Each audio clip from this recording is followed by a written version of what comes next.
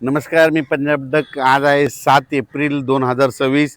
मी आलो आहे विघ्नर सहकारी साखर कारखाना जुन्नर येथे.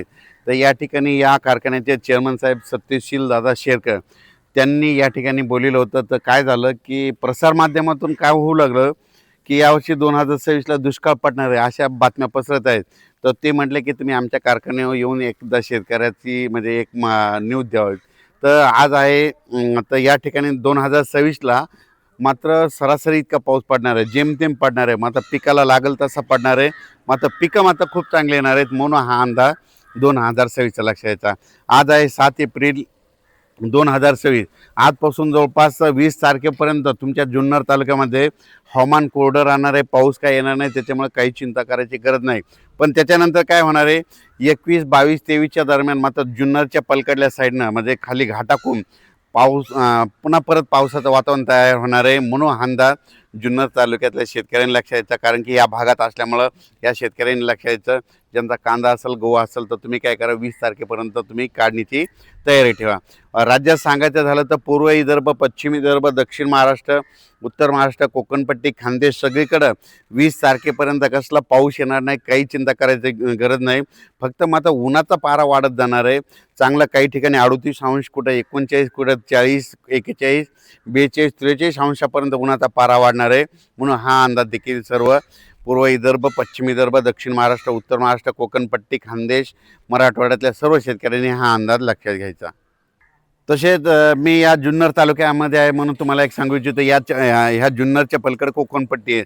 तर या कोकणपट्टी शेतकऱ्याचे मला फोन आले, त्यांच्याकडे आंबा उत्पादक आहेत. तर त्यांना सांगू इच्छितो की म्हणजे कोल्हापूर जिल्हा, सातारा जिल्हा, पुणे जिल्हा, असाच हे पट्टा चांगला नाशिकपर्यंत हे जे पट्टा आहे ना, ह्या पट्ट्यामध्ये मात्र 19 तारखेच्या नंतर त्यामध्ये त्या परिसरामध्ये पावसाचं वातावरण होणार आहे. 20 तारखेपासून या कोकणपट्टीच्या ह्या म्हणजे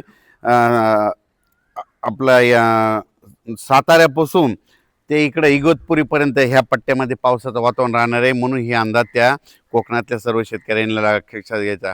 त्याच्यानंतर उत्तर महाराष्ट्राकडे वळू, म्हणजे नंदुरबार जिल्हा झालं, धुळे जिल्हा झालं, जळगाव जिल्हा झालं, नाशिक जिल्ह्यात झालं, त्या शेतकऱ्याला सांगू इच्छितो की 20 तारखेपर्यंत तुमच्या इकडे कसला पाऊस येणार नाही, म्हणून हा अंदाज त्यांनी लक्षात घ्यायचा.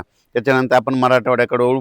नांदेड जिल्हा झालं, परभणी जिल्हा झालं, हिंगोली जिल्हा, बीड जिल्हा, धाराशिव जिल्हा, लातूर जिल्हा, जालना जिल्हा, संभाजीनगर, ह्या मराठवाड्यातल्या शेतकऱ्याला सांगू इच्छितो की 20 एप्रिलपर्यंत कसला पाऊस येणार नाही, त्याच्यामुळे काही चिंता करायची गरज नाही. त्याच्यानंतर विदर्भ 6, 5, 11 जिल्हे, वर्धा, नागपूर, भंडारा, गोंदिया, चंद्रपूर, यवतमाळ, वाशिम, हिंगोली, बुलढाणा, अकोला, अमरावती, ह्या विदर्भ, पूर्व विदर्भ आणि पश्चिम विदर्भातल्या 11 जिल्ह्यातल्या शेतकऱ्याला सांगू इच्छितो की उन्हाचा पारा वाढत जाणार आहे. पाऊस काय येणार नाही, म्हणून तुम्ही तुमची हळद शिजवू शकता, कांदे काढू शकतात. पाऊस काय येणार नाही, म्हणून हा देखील अंदाज त्या विदर्भातल्या शेतकऱ्यांनी लक्षात यायचा. तसेच महाराष्ट्राच्या लगत जे तेलंगणा आहे, तेलंगणातल्या राज्यातल्या सर्व शेतकऱ्याला सांगू इच्छितो की आता म्हणजे जवळपास 20 तारखेपर्यंत हवामान कोरडं राहणार आहे. कर्नाटकमध्ये देखील कोरडं राहणार आहे. कर्नाटकच्या इकडं कोल्हापूर, सातारा त्या परिसरात देखील 18-19 तारखेपर्यंत कोरडं राहणार आहे. म्हणून हे देखील सर्व शेतकऱ्यांना लक्षात यायचं. अचानक वातावरणात बदल झाला. आणि परत एक शेतकऱ्याला सांगू इच्छितो की अवकाळी, मी म्हटलं होतं ना, प्रत्येक 15 दिवसाला एक अवकाळी येणार आहे. तर तुम्ही बघा, एकदा आत्ताच येऊन गेला, आता लगेच हे म्हणजे शेवटच्या आठवड्यात, एप्रिलच्या शेवटच्या आठवड्यात परत एकदा अवकाळी राज्याच्या काही भागामध्ये येणार आहे. म्हणून हे लक्षायचं. मेमध्ये देखील तसंच परिस्थिती राहणार आहे. मेमध्ये देखील 2 अवकाळी येणार आहेत. त्याचा आपण नंतर मेसेज दिला जाईल. धन्यवाद.